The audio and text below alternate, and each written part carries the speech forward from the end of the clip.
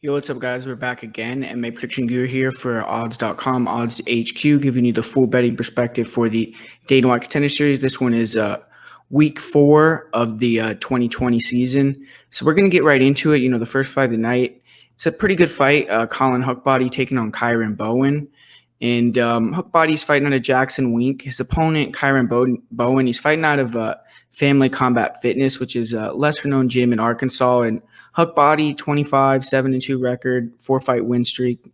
He's fought pretty good competition overall. And his opponent, Kryon Bowen, 26, 9-4. And he has ran off 7 wins in a row, but not really faced great competition. And he's coming off a win just a couple of months ago, while Huckbody has yet to fight in 2020. So Bowen has fought more recently. And Bowen actually fought another guy who's coming out of Jackson Wink. He was 4-10, though. And he was actually able to get a takedown, controlled Bowen for a period of time. And maybe Jackson Wink's coaches saw that and said, this might be a good matchup for Collin. But Bowen did get a pretty nice knockout with the knee there, so they're going to be looking for revenge here. And Bowen, low volume fighter, he does have a good jab, good 1-2, but just doesn't throw that much. And he's more of a grappler, brown belt in jiu-jitsu, and likes to get in the clinch, look for takedowns. He does have 5 knockouts, and in the clinch, like I said, he'll throw some nice knees, elbows. He has 4 submission wins, so he's finished all 9 of his victories.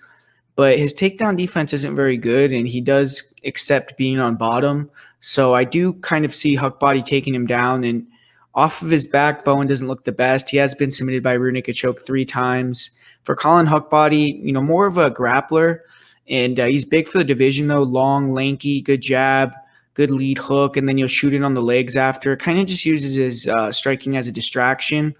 But he has great cardio. He can keep reshooting, and, if opponents stuff his takedowns, it doesn't really deter him. He'll keep trying, and he breaks guys' rhythms just by, forcing the wrestling so hard.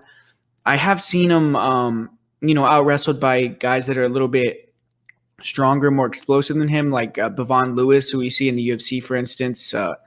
Huckbody kind of neutralizes striking because he was trying to grapple so much, but Lewis was just the stronger guy, held him up against the cage, controlled him, won a decision in that one.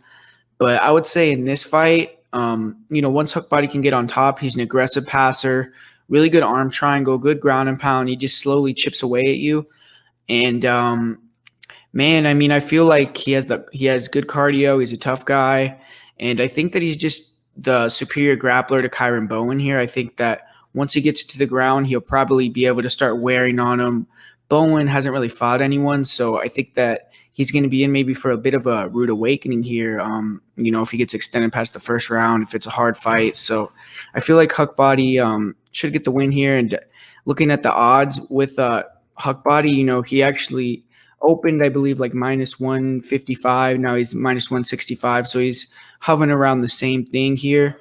And I actually feel like Huckbody has good value at that number. I feel like he's going to get the win here. I don't think Kryon Bowen, I don't see him getting the win. I think that, the grappling is going to be too much. So Huckbody, right now they have him, like I said, minus 165, minus 175, some books. I feel like anything under minus 200, pretty good value there for Collin Huckbody. So that's kind of what I have to say on the first one. I do kind of think he's going to get him out of there via submission. Unfortunately, they do not have the props yet. I'm sure they will get him, but yep. So the next fight here, we have Anthony Romero and Mike Breeden.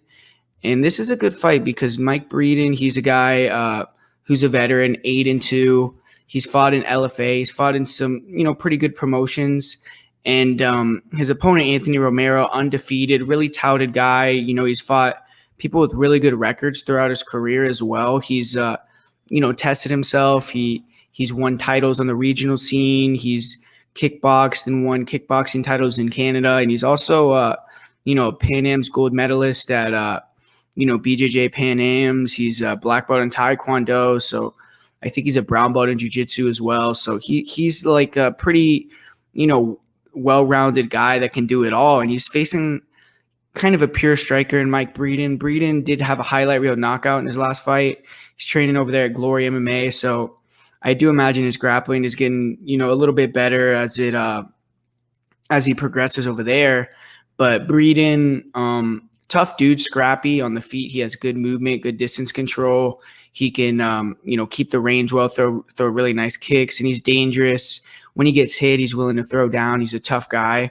But Romero, I think he's more athletic. He has a wide stance, good punching combinations. He'll rip the body, really nice head kick, good grappling as well. Good timing on his takedowns. He'll control you against the cage. And in the fights that I saw, which were a little bit earlier in his career, he had kind of a lay and pray style. He would secure rounds, but he does have 2 knockouts in his last 3 fights. And, I imagine his striking has improved a lot because he's an athletic guy, and I feel like he has potential there. I feel like Romero's solid everywhere. I like him as a prospect. I think that, he could be pretty good in the UFC. So I think that he should be able to get the victory here over Mike Breeden,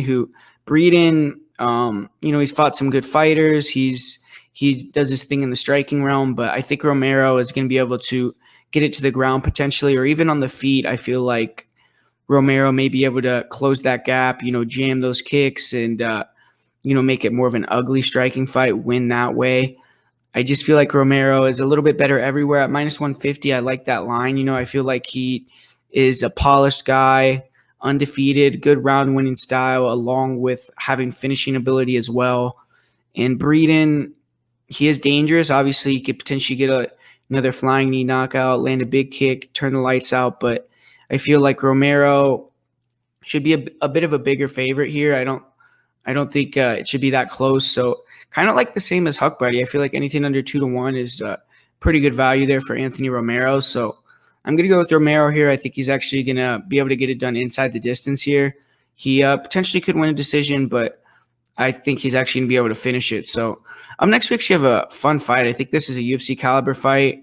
It's Jacob Silva here, who's coming out of Metro Fight Club in Houston, Texas. He's taking on Jeffrey Molina, another Glory MMA and fitness guy. So Mike Breeden and Jeffrey Molina are both from Glory MMA on this card. So that's, good. They probably have been training together, things like that.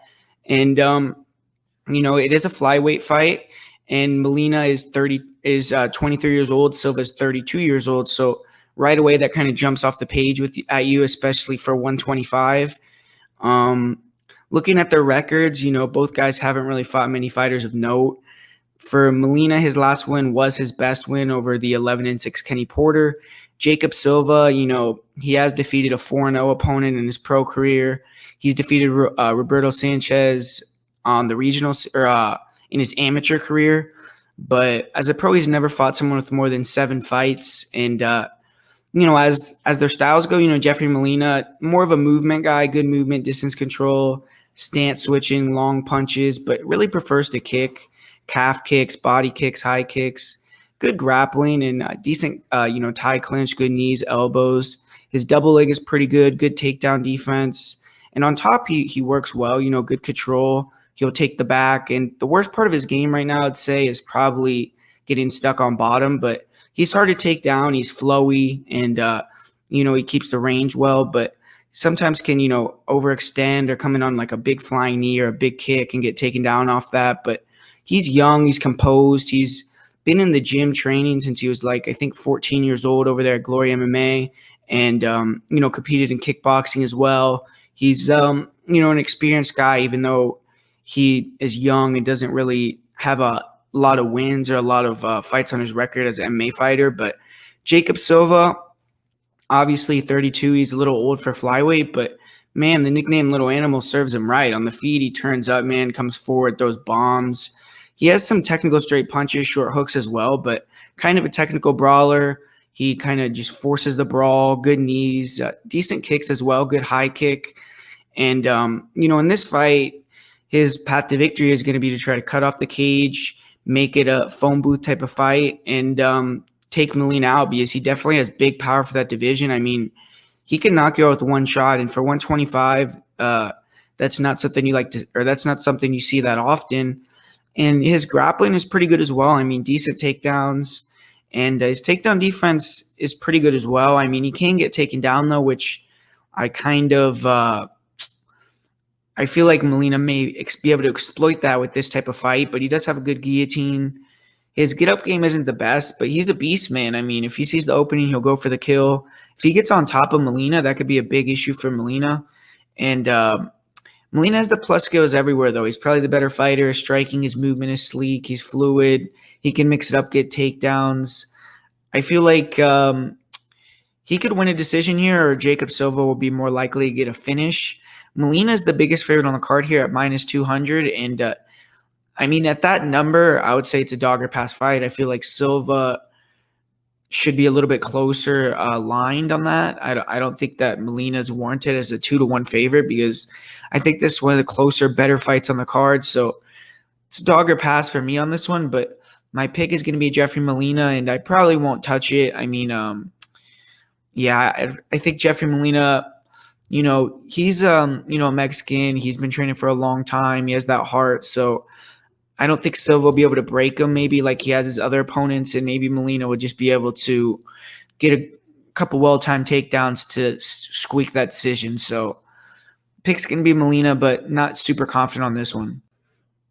In the next fight here, we got Rafael Alves taking on Alejandro Flores, and I'm not going to spend a lot of time on this fight. I mean, two experienced guys, 18-9, 17-2, decent fighters. Alves is trained on MMA Masters. He is the Titan FC champion right now, or I don't know if he's currently the champion, but he did win the belt in his last fight. And Flores, he's been training in Mexico. He's fighting at Combate Americas, and I don't know. I'm not super impressed with either guy. They got the line pretty close, minus 125, plus 105 for Alves. Kind of agree with that. I mean, Alves to me, flashy guy. He's just a finisher bust type of guy. I mean, he has big power early on. He's dangerous and good grappler, good guillotine, good rear naked choke, but isn't very durable. Doesn't have great cardio. And for Flores, wild a little bit, can kind of close that distance a little bit crazy. So Alves definitely could finish him potentially. I feel like Flores has good kicks, good low kicks, which Alves is kind of susceptible to and doesn't take well. So potentially could get him out of there with that. And Alves kind of accepts bottom position. He gets real tired. He's been submitted 6 times. So maybe Flores will be able to get him tired to get a submission, but I want to stay far away from this fight. I mean, I don't know. Alves could get an early finish, but I'm not really a fan of guys that fight like Alves, and wasn't super impressed with Alejandro Flores. So for me, that's just a total pass fight on that one. But yeah, so I wouldn't even recommend playing anything on that. No props, nothing, because I don't think that's a great fight either. Like, I think those are the 2 lowest level guys. Maybe Bowen, and then those 2 are the 2 lowest level guys on the card. So I mean, I don't think that's a high-level matchup. I don't think you should be putting your money on that. But next year, the main event, we have Jamie Pickett returning for the 3rd time, I believe, taking on Jhonoven Pati. And Pickett, 10-4. He has lost 2 times in the Contender Series. So, yep, this is his 3rd time here. Pati, 29 and 6-3 record, fighting out of Texas. So, I mean, not a great record, but he's 29, Pickett is 31. So, I mean, both guys aren't that young, and they both haven't beaten very good competition. And when they've gotten step-ups, they usually lose. But Pati does have probably the best win of either guy. He beat Joe Pyfer in November, who we just saw in the Contender Series last week, I believe, and he broke his arm. But Pati, big guy, explosive power, good movement for a big guy, nice kicks, counter punches. Kind of low volume, but nice front kicks up the middle, nice knees, dangerous in that first round, flying attack, spins. He, has some decent punching combinations, body head, and for Pickett, he's, a good striker as well, kind of weird style. He has awkward movement, but he's athletic, and he'll throw these like side kicks and Taekwondo type kicks, but he also has a really long 80-inch reach. He uses the cage well, nice long punches. And, it looks like he has power as well. I mean, I kind of like Pickett on the feet, super long, like I said, heavy low kicks. He'll attack the body. And he can be like overextended on his punches. And he's also kind of heavy on his lead leg. But in his fight with Puna Soriano, he showed a lot of toughness, he had a lot of big shots. And, that's a common opponent where Pati, when he took those shots from Soriano, he got knocked down and ultimately submitted. So, I think that, Jamie is a bit more durable in this matchup. And Pati is not a very good grappler at all. I mean, he doesn't dig underhooks when he's up against the cage, just sits flat against the fence and can be taken out very easily on his back. He just doesn't do much. He did get a nice guillotine on Joe Pyfer, and it does look like he has a good squeeze on that. But, I mean, that's his only submission of his career. And Joe Pyfer kind of got tired and went for a panic wrestling against the cage and just got caught. But he does give his back to stand up and lets guys posture up, land big ground and pound. Pati got his back taken after he got dropped by Puna Soriano, got submitted. Kalen Hill was able to take his back, land some big shots. Pickett, on the other hand, good wrestler, strong in the clinch, good timing on the takedowns. When he gets on top, he has big ground and pound. He will look to advance position and just take you out with the shots. Not really a guy that looks for submissions. His cardio isn't bad either. He can grapple for 3 rounds. He isn't the best off his back, but I don't think he's going to have to worry about that here against a guy like Pati.